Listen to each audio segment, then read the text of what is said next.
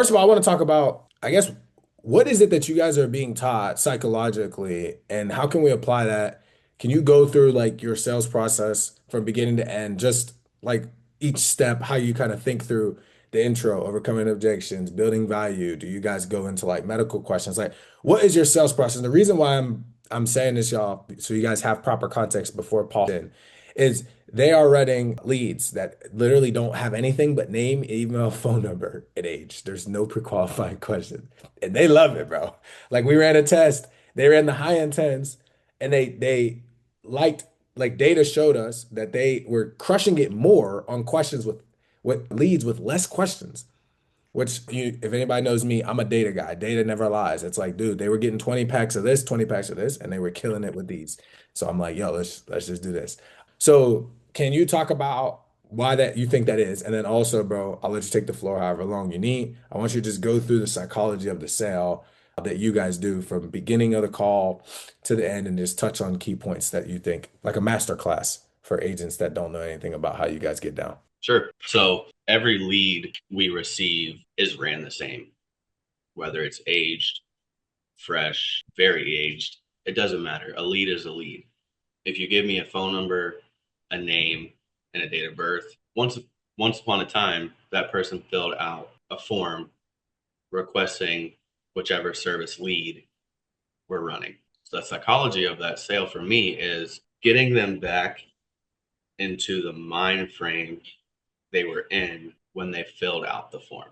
So most of these people, whether it's fresh, whether it's aged, they've probably been called on this specific service before. I think what separates us is our intro to the call. We try to be different from every other agent. Because if you think about it, most agents' intros to a phone call is, "Hey, Trey. Yeah. Yep.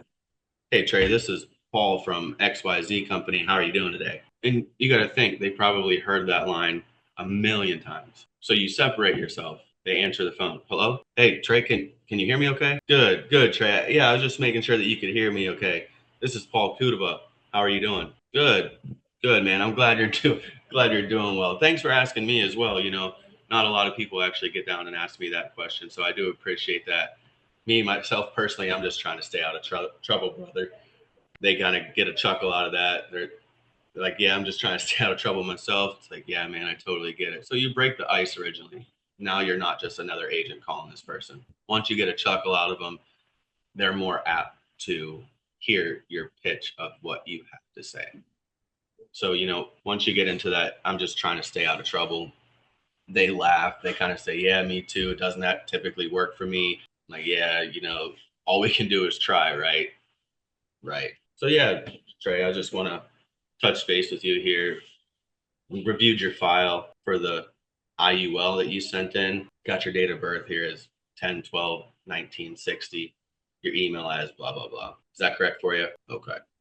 Yep. Now, when you were filling out this form, just kind of help me better understand what was your main concerns or your goals, or how did you really see the IUL benefiting you and your family? And then you just sit and let them talk because they're going to provide you with the information that you need moving forward in your sales process. Whether that be, "Yeah, I just don't have anything in place," or, "I was really looking for that cash value growth for my retirement." And then once you get that response from them, depending on whatever lead type you're running, us specifically, I run mainly IULs, you can build off of that value. You ask probing questions to where they put themselves back in the mind frame of when they filled that out and their main goals. So if someone was to tell me that they were looking for the cash value, I would build off of that. Okay, well, that's awesome, Trey. I'm glad you were looking into that cash value. A lot of people in your situation are actually really interested in that product and that aspect of the service that the IUL provides. Let me ask you this. Do you have any current forms of retirement in place right now? And they'll answer yes or no, depending on the answer. Okay. If they say no, okay. Well, I can definitely see why you'd be looking into a type of product like this that could build you that tax-free retirement down the road. And Trey, do you have any forms of life insurance in place at the moment? They say yes or no. depending on their answer. If they say yes, they may say, yeah, I have it through my job. I got XYZ coverage. Or they say no. And even if they say yes, that they have it through their job, you can build value off of an IUL or any form of external life insurance outside of their job because most people don't understand that if they have life insurance through their job, well, they no longer work for that company most of the time unless you buy them out of their insurance product. It disappears when they no longer work there, and they don't understand that. Most people don't understand that because they were never taught that when they signed up for that service through their job. So you build value off of that. I never go into the script until I can build value off of why they were wanting to get the product in the first place. And then once I can build that value, then it goes into, okay, so your main concern was the cash value for retirement purposes. Okay.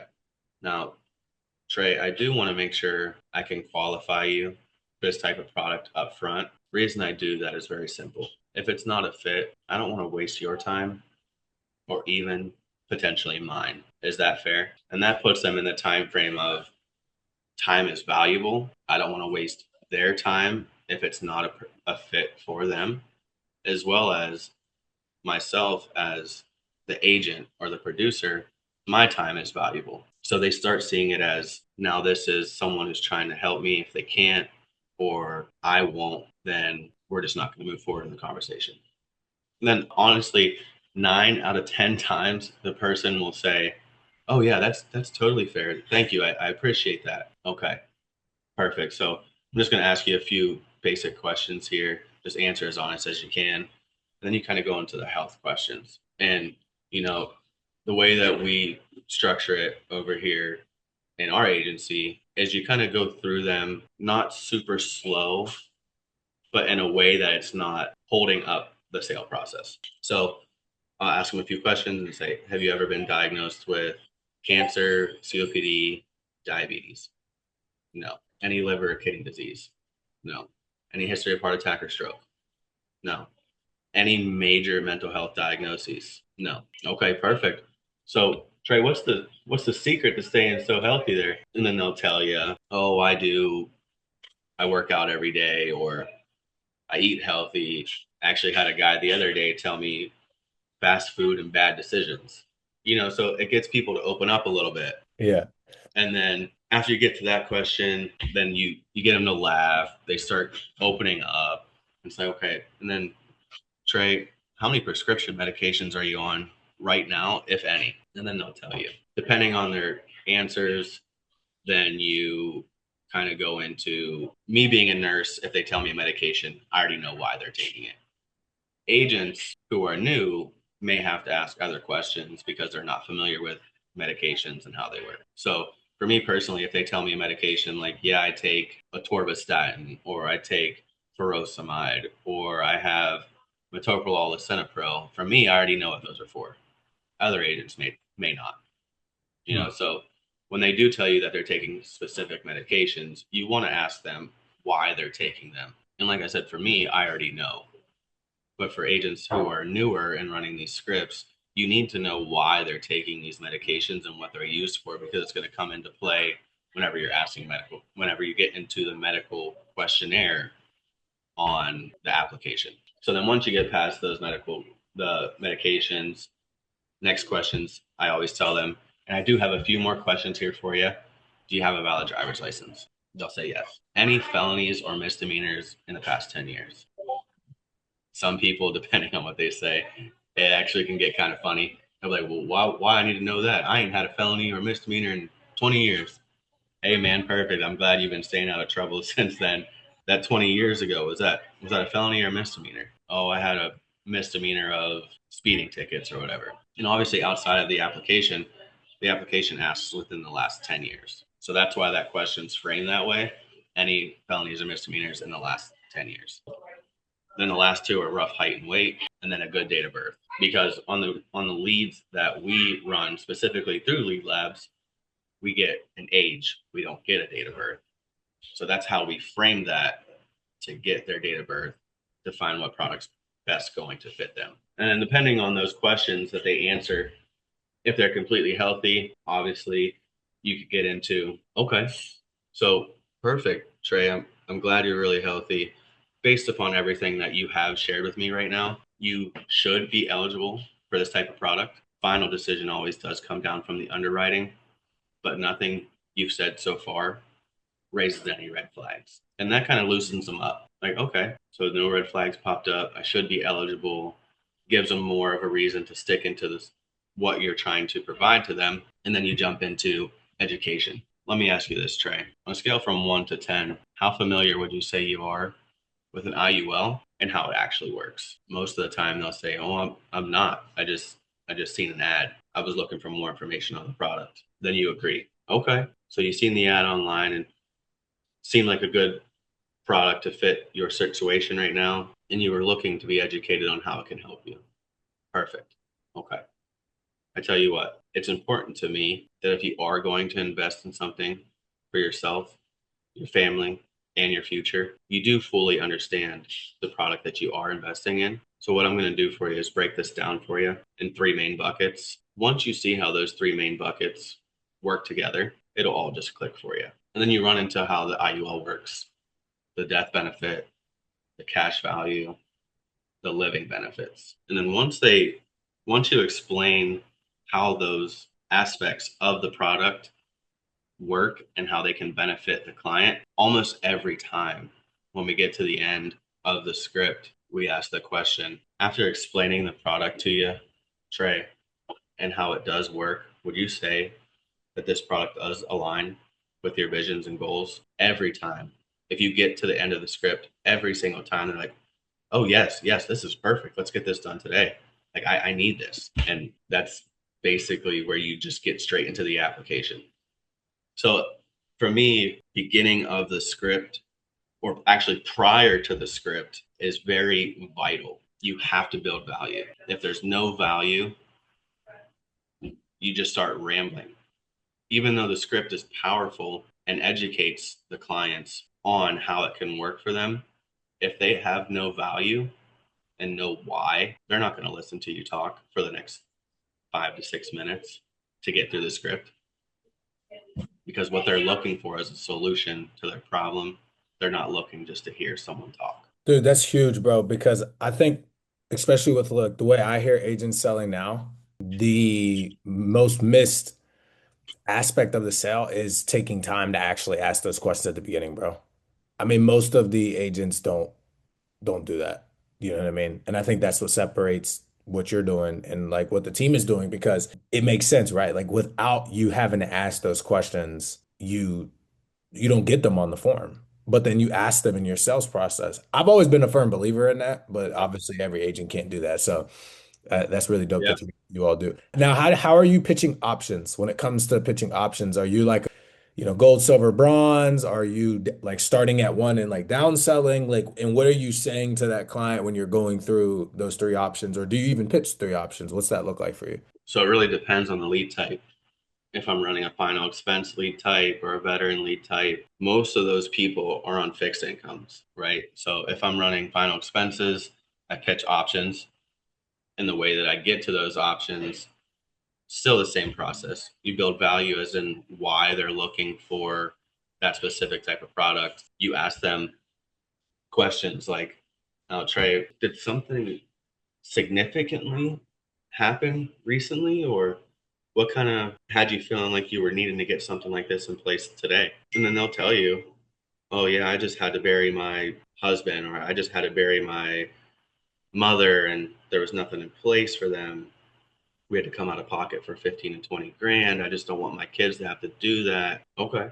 Trey, I'm sorry that that did happen. Honestly, a lot of people aren't educated on life insurance and the value that it can bring to families. So I'm glad you are taking that initiative today to make sure that you and your family, especially your children, if God forbid something was to happen to you, they wouldn't be burdened with that funeral cost. And I would assume that's what you were looking to take care of today, right? Right.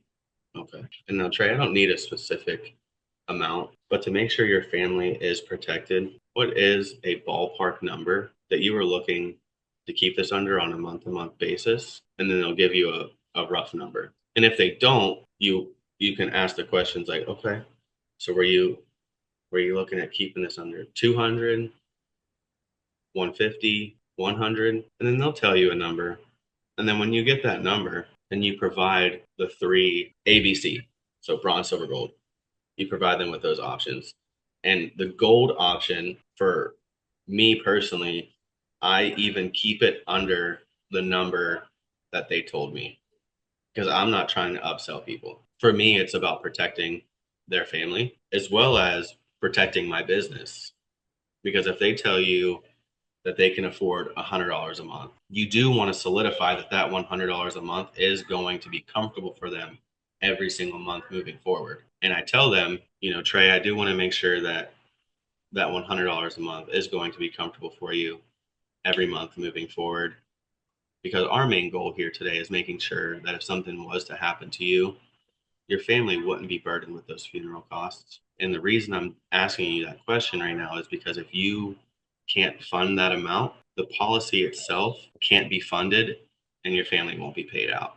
So I do want to clarify that that amount is going to be comfortable for you. That gives them security. Like, yeah, absolutely. I do want to make sure that my family receives this money, but it also protects your business because that reduces chargebacks. If you try to upsell someone, like they can look in their bank account today and they have, I don't know what people have anymore, but they could have that money that you're pitching them. But next month, they may not have that money. So you do want to make sure that if they're on Social Security or disability, that the amount that you're pitching them is going to be comfortable every month. That protects your business as well as continues to protect that family. Now, when it comes to an IUL, we ask the question towards the end after they've already said that this product aligns with their visions and goals. Then we get into it. Perfect. That just tells me that we are aligned. Then from here, the next steps are very simple. All we're going to do is make sure that the insurance company does agree you qualify for everything we just went over. Now, before we do that, I do want to ask you one quick question so I can structure it for you appropriately. Most people I help in your situation usually contribute anywhere from 150 to 1,000 per month, really depending on how aggressive they want that cash value growth. Where do you find yourself most comfortable landing? And they give you a price based on that. And then that sets you up with whether they say 150, 200, 300, or yeah, hey, I was actually looking to invest 2,500 a month. So it really sets the stage for Mm. them to pick the amount that they want to invest. And then you just solidify that with them. Okay, now try that 200 a month. That's going to be comfortable for you. Okay, perfect. And then I kind of get them into the aspect of once they pick the amount of money that they are going to invest into their product, what we've been implementing more recently is actually from Logan. It is a phrase that we use prior to even getting into the application because you build the trust and rapport with the script and then you want to build more trust prior to going into application. So what we do now, Trey, before we do get into the application and I do ask you a little bit more personal questions, what I'll have you do for me is go ahead and grab a piece of paper and something to write with for me. Okay, give me 1 second. They go and grab it. We don't tell them why. We just have them go get that. They come back. Okay, I got that. All right. Now, Trey, like I said, before we do get in the application, I do want to reiterate I do take my job very seriously. If we do get you approved for this product today, I will be taking care of you for the rest of your life. Anything you need from me, I'm here for you. So, on that piece of paper, I do want you to have some of my personal information. So, go ahead and write down my first and last name. Tell them your first and last name. Second, I'll have you write down my national producer's number. This number basically acts as my social security number for the Department of Insurance. And this number will help you identify who I am and to solidify that I am an insurance producer helping you with the product today. That number is blah, blah, blah. And depending on which source of dialing that you're doing, if you're using, a business line or whatever you're doing, I always give people my personal cell phone number. And then after that number, I'll have you write down my personal cell phone number. Because, like I said, if we are getting you set up with a policy here today, I do want you to know who you can reach out to 24/7, 7 days a week. So my personal phone number is blah, blah, blah, blah, blah. And then under that, Trey, I do want you to write down the carrier that we are going to go through today. That carrier is Mutual of Omaha. And then under that carrier, I want you to circle and write down your contribution amount of $200. That way, you know what's coming out every single month to protect your family or your retirement. So that builds more trust going into the application. So that when you do go into the application and you have to ask questions like social or banking, you've already given them some of your personal information, so it relaxes them a little bit more. Like, oh, he's given me basically his social. So when I ask that question, it already beats the rebuttal before it even happens. Dude, the timing of when you're doing that is what makes the difference. It's Yeah, when for you're sure. doing it. You know what I mean? Like you can obviously there's people that do it at the beginning of the call, but I mean, you think you're 15 minutes deep. They don't remember that. You know what I No, mean? Like it's like yeah, well, I gave you my information at the beginning. They're already, you do it they're, right before you've built yeah, it up to where they're like, okay, now it's my turn for you to say, hey, I gave you something, just like in sales, right? You give me something in return, but you start by giving first, and then you right, ask and now has built more trust. And for agents that don't know, that's essentially like a very, very, very pro tip in sales to make sure that if you are wanting to get something, you give something first. People are more inclined to open up and be willing to do that. Bro, that's wonderful, bro.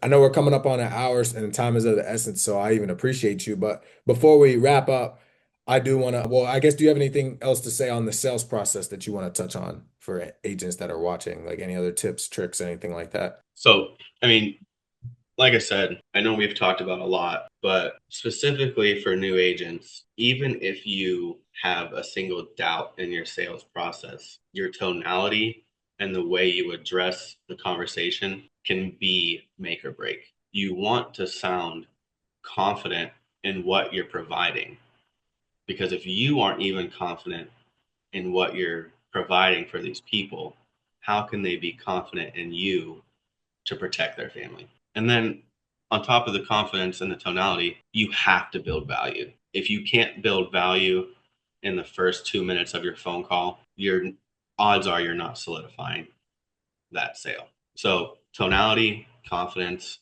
value. You have to have it in every sales call. 100%. I think agents can, if they don't know that, that's a gem they could grab and implement immediately without changing much, even on their script. Even if they don't ask or they don't give that information at the end right before they ask, or if they don't present options or even do everything exactly perfect. If they just do those three things, that's going to point them in the right direction. I think that's super valuable.